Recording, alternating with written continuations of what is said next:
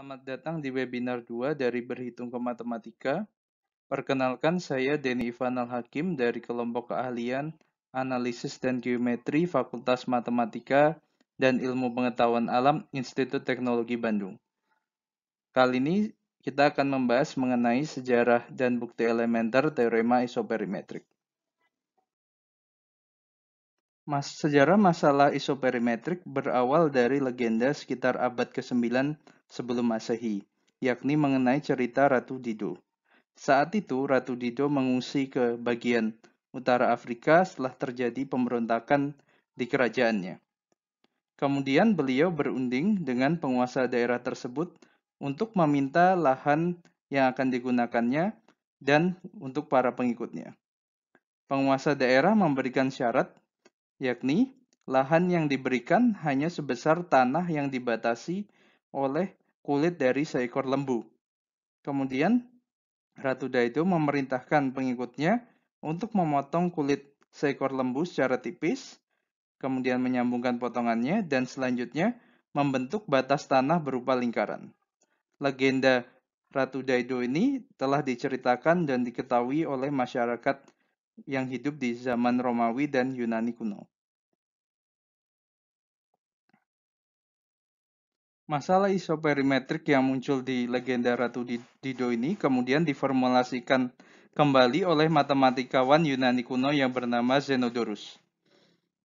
Zenodorus yang hidup sekitar abad kedua sebelum Masehi memformulasikan masalah ini sebagai pertanyaan untuk menentukan dari semua bangun datar dengan keliling yang sama, bangun datar manakah yang memiliki luas yang paling besar. Oke. Jadi di sini kita punya persegi, segitiga, kemudian segi 4, segi 6, dan lingkaran, dan bangun datar yang lain. Jika kita asumsikan semua memiliki keliling yang sama, bentuk bangun datar manakah yang memiliki luas paling besar? Oke. Kita akan membahas jawaban dari pertanyaan ini dengan mengikuti argumen dari Zenodorus dengan membaginya menjadi langkah-langkah yang lebih sederhana sebagai berikut. Kita mulai dari hal yang paling sederhana sebagai berikut.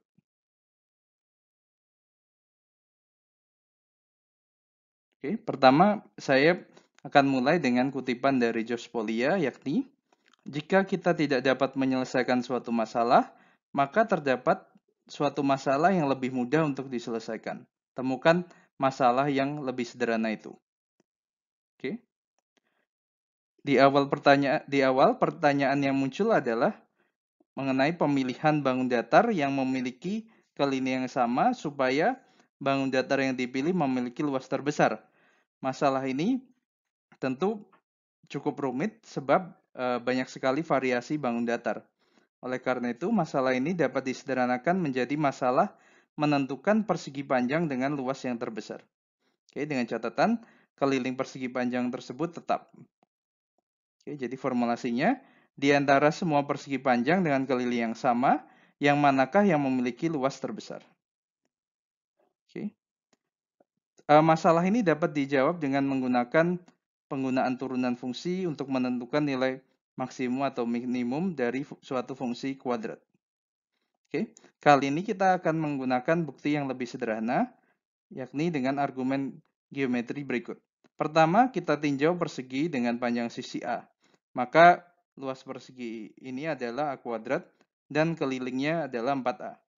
Kemudian, misalkan kita ingin mengubah persegi ini menjadi persegi panjang tapi tetap dengan keliling 4A. Oke, oleh karena itu sisi persegi panjang dapat diubah dengan cara menambahkan sisi persegi ini dengan suatu bilangan positif dan juga mengurangkan sisi yang lainnya. Oke. Jadi sisi persegi panjang ini dapat diubah menjadi A tambah B dan sisi yang lainnya menjadi A dikurangi B. Sehingga luas dari persegi panjang ini adalah A tambah B dikali A min B, yakni A kuadrat dikurangi B kuadrat. Namun keliling dari persegi panjang ini tetap 4A. Karena B kuadrat selalu positif, maka A kuadrat dikurangi B kuadrat selalu lebih kecil dari A kuadrat. Sehingga luas persegi panjang ini selalu lebih kecil dari luas persegi yang di kiri. Oke. Jadi berdasarkan ilustrasi ini, terlihat bahwa persegi adalah persegi panjang dengan luas yang terbesar. Jadi kita tinjau bagaimana cara membandingkan luas segi n beraturan. Hasil ini juga dibahas oleh Zenodorus, yakni misalkan Sn adalah segi n beraturan dengan keliling L, dan An menyatakan luas dari Sn. Oke. Jika n lebih kecil sama dengan M, maka An lebih kecil sama dengan Am. Oke. Singkatnya, jika kita mempunyai segi n beraturan, maka jika kita tambah banyak sisinya dengan catatan mempertahankan kelilingnya sama, maka luas segi n beraturan ini akan bertambah. Oke. Jadi jika kita punya segi n dan segi m dengan keliling yang sama, maka An lebih kecil sama dengan Am untuk n lebih kecil sama dengan M. Kita akan melihat penjelasan dari teorema ini. Bukti. Perhatikan bahwa luas dari segi n beraturan, yakni An, dapat dituliskan sebagai setengah kali keliling dikalikan apotema dari Sn. Cara ilustrasi, misalkan kita lihat segi 5 ini, luas daerahnya bisa dituliskan. Anda perhatikan, segi 5 ini bisa dibagi menjadi 5 buah segitiga, yang mana luas masing-masing segitiga adalah setengah kalikan Tn, apotema dari Sn, dikalikan panjang sisinya. Kemudian jika kita kalikan 5, maka kita peroleh setengah kali Tn kalikan 5 kali panjang sisi adalah keliling dari segi 5 ini. Jadi kita peroleh luas segi n ini dinyatakan sebagai setengah kali keliling kali apotemanya, yang diilustrasikan pada gambar kedua ini.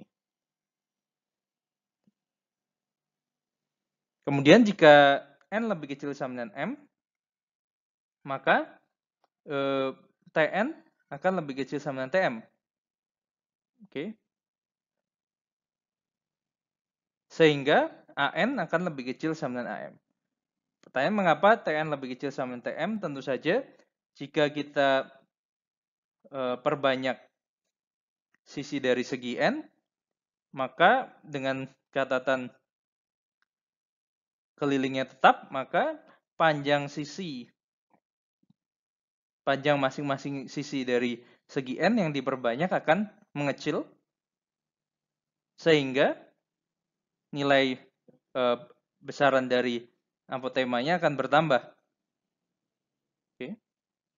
Jadi kita telah membuktikan jika n lebih kecil sama dengan M, maka An lebih kecil sama dengan Am.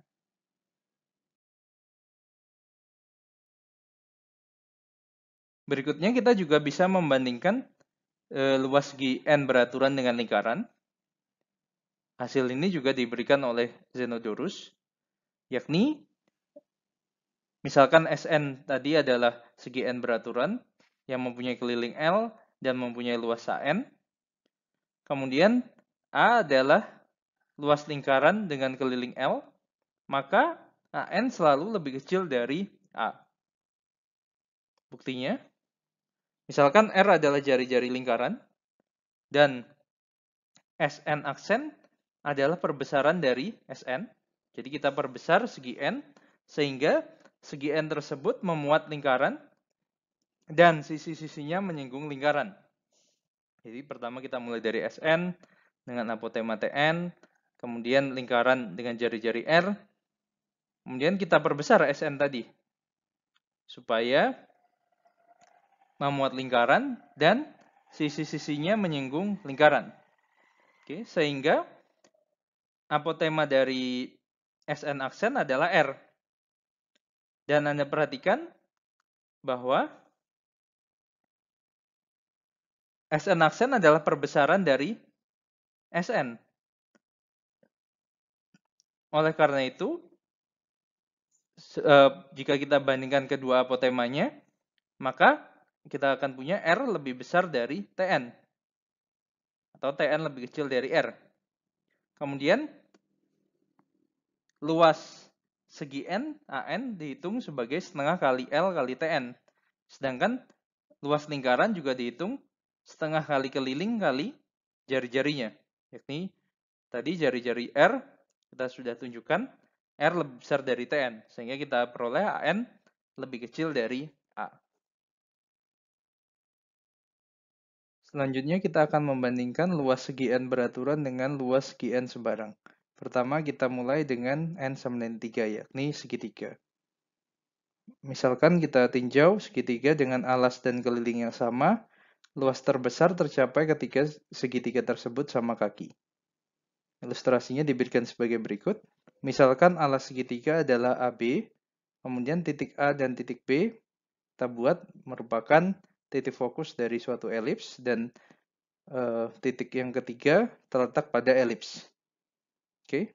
Nah, karena titik yang ketiga terletak pada elips dan A dan B adalah titik fokus elips, maka AD tambah BD sama dengan AC tambah BC sama dengan AE tambah BE. Oke. Jadi karena AB berhimpit, kita punya ketiga segitiga ini mempunyai keliling yang sama. Kemudian berdasarkan konstruksi, karena D, C, dan E terletak pada elips dan kita lihat tingginya, jadi kita punya tinggi segitiga ABC lebih besar dari tinggi segitiga ABE dan lebih besar dari tinggi segitiga ABD. Oke, oleh karena itu luas segitiga ABC lebih besar dari luas segitiga ABE, lebih besar dari luas segitiga ABD. Oke. Akibatnya luas segitiga ABC yang paling besar dan segitiga ABC adalah segitiga yang sama kaki. Luas segitiga selanjutnya, dengan mengubah-ubah alasnya kita bisa memperoleh luas segitiga sama sisi selalu lebih besar dari luas segitiga sebarang dengan keliling yang sama. Jadi kita berangkat dari segitiga sama kaki, kemudian menunjukkan dengan mengubah alasnya bahwa segitiga sama sisi mempunyai luas yang paling besar. Selanjutnya, kita sudah bekerja untuk kasus segitiga. Sekarang kita tinjau untuk segi N. Bahkan hal ini sudah dibuktikan oleh Zenodorus, yakni luas segi N beraturan lebih besar dari luas segi N sebarang dengan keliling yang sama. Ilustrasi hal ini diberikan sebagai berikut. Misalkan kita ingin membandingkan dua segi 5. Misalkan segi 5 yang berwarna biru dan segi 5 yang berwarna merah. Oke, kita bandingkan. Nah, dibandingkan dengan cara merekatkan kedua segi 5 ini, Anda perhatikan bahwa pada bagian bawah, jadi pada bagian bawah ini yang diarisir berwarna biru, memiliki luas yang sama karena kedua segi 5 ini berhimpit. Nah, jadi untuk membandingkan luas kedua segi 5 ini, kita perhatikan segitiganya di atas ini. Oke. Nah, perhatikan bahwa segitiga yang berwarna biru tentu luasnya akan lebih besar dari segitiga yang berwarna merah. Karena mereka memiliki alas yang sama, namun tinggi segitiga yang berwarna biru lebih besar dibandingkan tinggi segitiga yang berwarna merah. Oke, sehingga kita peroleh segi 5 ini yang berwarna biru luasnya lebih besar dari segitiga yang berwarna merah. Nah, untuk segi N, idenya adalah dengan melihat segi N sebagai potongan-potongan dari segitiga, dan kita menggunakan lema sebelumnya bahwa untuk luas dan keliling yang tetap, untuk alas dan keliling yang tetap, luas segitiga terbesar tercapai ketika segitiga yang dimaksud adalah segitiga sama kaki. Dan juga kita gunakan hal sebelumnya, yakni luas segitiga sebarang selalu lebih kecil dari luas segitiga sama sisi. Nah, jadi kita telah membuktikan tiga hal. Jadi kita telah mengetahui tiga hal. Untuk luas segi N beraturan, jika kita perbanyak sisinya dan kita buat kelilingnya tetap, maka luasnya bertambah. Namun, luas segi N, berapapun N, selalu lebih kecil dari luas lingkaran dengan keliling yang sama. Dan juga, luas segi N beraturan selalu lebih besar dari luas segi N yang sembarang. Oke. Jadi, teorema isoperimetrik untuk bangun datar yang dirumuskan oleh Zenodorus. Jadi, ini menjawab masalah isoperimetrik yang diberikan di awal, yakni di antara semua bangun datar dengan keliling yang sama, lingkaran adalah bangun datar dengan luas yang terbesar. Oke. Jadi prosesnya dijelaskan luas segi N sembarang ini lebih kecil dari sama dengan luas segi N beraturan. Oke. Namun, luas segi N beraturan ini akan bertambah seiring dengan bertambahnya N. Namun, walaupun luasnya bertambah, akan lebih kecil dari luas lingkaran. Oke. Jadi jawabannya adalah bangun datar dengan keliling yang sama, lingkaran memiliki luas yang paling besar. Nah, sekarang kita akan melihat bagian apa yang belum dibahas oleh Zenodorus. Jadi beberapa kasus atau kemungkinan yang belum dibahas oleh Zenodorus. Oke. Perhatikan bahwa kasus yang sudah dibahas oleh Zenodorus adalah untuk bangun datar berupa segi N dan lingkaran. Oke. Namun, Zenodorus belum meninjau daerah-daerah seperti pada gambar berikut. Misalkan daerah dengan garis lurus dan lengkungan ini, kemudian juga daerah dengan lengkungan yang banyak sekali ini, dan juga daerah berbentuk bintang, serta daerah-daerah yang bentuknya tidak teratur seperti ini. Oke. Nah, oleh karena itu kita perlu melihat apakah daerah-daerah ini bisa mengalahkan luas dari lingkaran. Oke. Nah, untuk itu pertama kita rumuskan apa yang dimaksud dengan daerah-daerah yang dibatasi oleh lengkungan-lengkungan ini. Oke. Jadi kita rumuskan masalah isoperimetrik untuk daerah yang dilengkupi oleh kurva tutup sederhana. Apa itu kurva tutup sederhana? Kurva tutup sederhana adalah kurva dengan titik pangkal dan titik ujung yang sama. Artinya kurvanya berbentuk tertutup dan kurva ini tidak memotong dirinya sendiri. Seperti ini pada bagian berwarna biru. Sedangkan yang bukan termasuk kurva tutup sederhana adalah kurva yang memotong dirinya sendiri seperti lintasan berbentuk angka 8 ini. Oke. Ini adalah contoh kurva tutup sederhana dan bukan kurva tutup sederhana. Masalah isoperimetrik untuk kurva tutup sederhana ini adalah sebagai berikut, yakni pertanyaan adalah bentuk kurva tutup sederhana apakah pada bidang dengan keliling yang tetap agar daerah yang dilingkupinya memiliki luas terbesar, atau dengan kata lain, di antara kurva tutup sederhana yang memiliki panjang yang sama, kurva tutup sederhana manakah yang memaksimalkan luas daerah yang dilingkupinya. Seperti itu.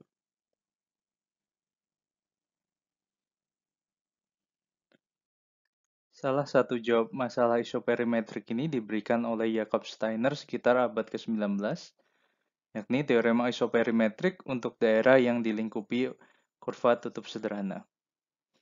Teorema Jakob Steiner, kurva tutup sederhana yang memaksimalkan luas daerah yang dilingkupinya adalah lingkaran. Oke.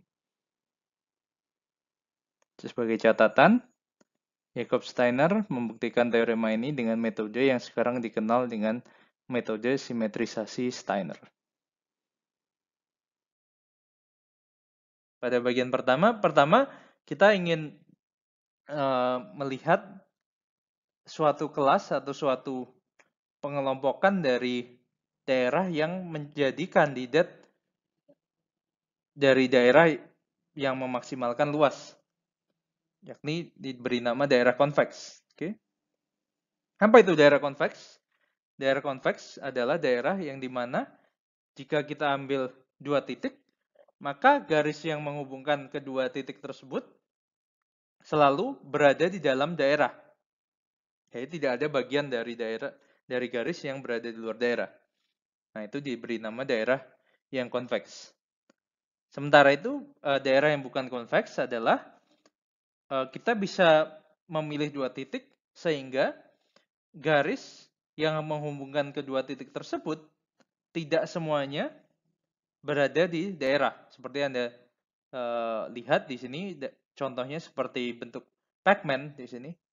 Bukan daerah konveks adalah jika ada dua titik P dan Q di sini. Jika dihubungkan kedua titik ini, maka ada bagian dari ruas garis PQ yang berada di luar daerah yang berwarna merah ini, yang dibatasi oleh bagian berwarna merah ini. Oke, jadi ini bukan daerah konveks. Nah, langkah pertama dari teorema Steiner ini adalah pertama kita asumsikan bahwa ada kurva tutup sederhana yang memaksimalkan luas daerah yang dilingkupinya.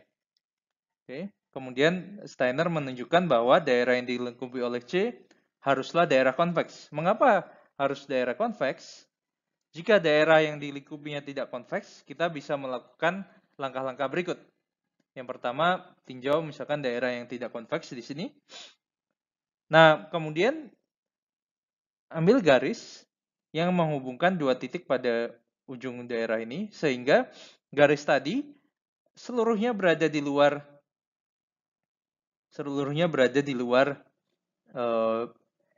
daerah yang konveks ini. Oke. Kemudian sekarang kita tinjau kurva yang menghubungkan ujung-ujung dari dua ruas garis ini. Oke. Maka selanjutnya kita cerminkan kurva ini. Kita cerminkan kurva yang sama. Nah, Anda perhatikan proses pencerminan ini tidak mengubah panjang bagian dari kurva yang mempunyai titik ujung di titik ruas garis.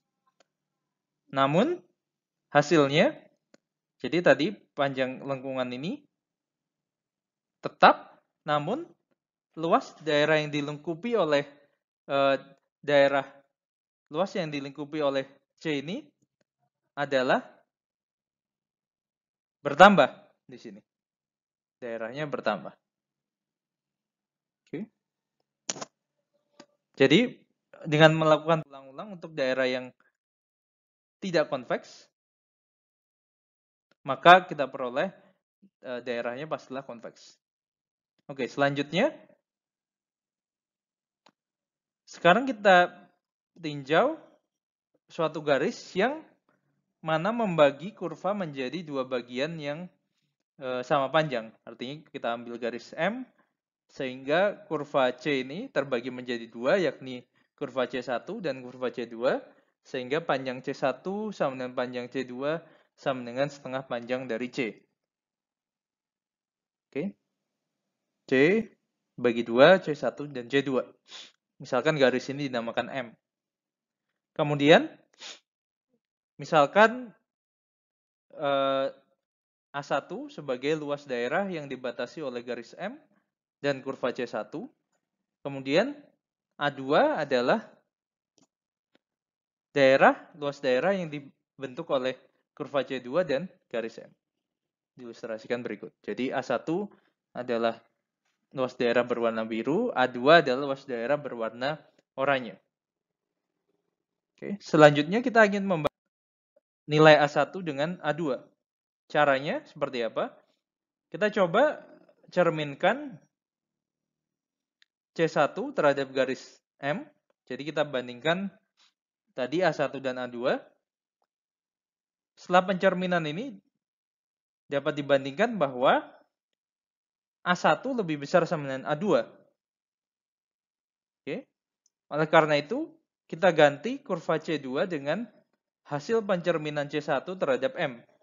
Nah, Anda perhatikan, karena tadi di awal M membagi kurva C menjadi dua bagian yang sama panjang, C1 dan C2, jadi dengan mengganti C2 dengan C1, kurva C panjangnya tetap, jadi kita namakan C aksen, panjangnya sama dengan kurva C, tetapi daerah yang dilingkupinya lebih luas. Oke. Nah, dengan argumen ini, kita dapat mengurangi masalah kita atau menyederhanakan masalah kita menjadi mencari kurva C1 agar daerah yang dibentuk oleh kurva C1 dan garis lurus tadi memiliki luas maksimum. Oke. Bagaimana caranya? Misalkan P dan R menyatakan titik ujung dari kurva C1. Kemudian kita andaikan C1 bukan lingkaran, bukan setengah lingkaran. Oke. Karena C1 bukan setengah lingkaran, maka kita bisa menemukan suatu titik Q, titik Q pada C1 yang berbeda dengan P dan R, sedemikian hingga sudut PQR tidak siku-siku. Jadi sudut PQR tidak sama dengan 90 derajat. Oke, ilustrasinya diberikan seperti ini. Dan juga untuk memastikan ini, tanpa mengukur sudutnya, kita putar dan kita letakkan pada kertas kotak-kotak seperti ini. Kita lihat sudut PQR tidak sama dengan 90 derajat. Nah, oke, sekarang kita akan menggerakkan P dan R dengan syarat panjang PQ dan panjang QR tetap. Kita akan menggerakkan P dan R. Oke. Sehingga sudut PQR berubah menjadi 90 derajat. Teknisnya adalah perhatikan pada bagian kotak-kotak seperti ini, kita gerakkan QR dan P dengan key tetap jika gerakan kemudian sehingga ini menjadi 90 derajat. Dan asumsikan bahwa lintasan berwarna biru ini mengikuti dan tidak bertambah panjangnya. Nah, maka kita akan peroleh suatu jika kita gerakan P dan R, sudut PQR berubah menjadi 90 derajat. Oke. Jadi 90 derajat. Kemudian kita bandingkan luas daerah yang dibentuk oleh garis PR dan lintasan C atau kurva C1. Caranya adalah luas segitiga PQR, Anda perhatikan, karena P, Q, dan QR tetap, tapi sudut PQR bertambah menjadi 90 derajat, maka luas segitiga PQR bertambah. Tentu Anda gunakan luas segitiga PQR adalah setengah PQ kali QR kalikan sin sudut PQR. Oke. Dan sin sudut PQR akan maksimal ketika PQR sama dengan 90 derajat. Oke. Nah, karena luas daerah yang diarsir, jadi yang dibatasi oleh QR dan lintasan bagian dari kurva C1, PQ dengan kurva C1 ini tetap, tapi luas PQR bertambah, maka luas daerah yang dibatasi oleh garis PR dan lintasan kurva C1 ini juga bertambah.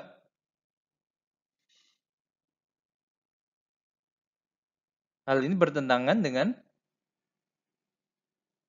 akibatnya dengan pencerminan luas daerah yang dilingkupi C juga bertambah. Hal ini bertentangan dengan C adalah kurva yang mana luas daerah yang dilingkupinya maksimal, tidak bisa diperbesar lagi. Oleh karena itu, pengandaian bahwa C1 bukan setengah lingkaran salah. Akibatnya C1 adalah setengah lingkaran dan karena kita bisa mencerminkan C1, kemudian menggabungkannya menjadi C, jadi terbukti bahwa C adalah lingkaran.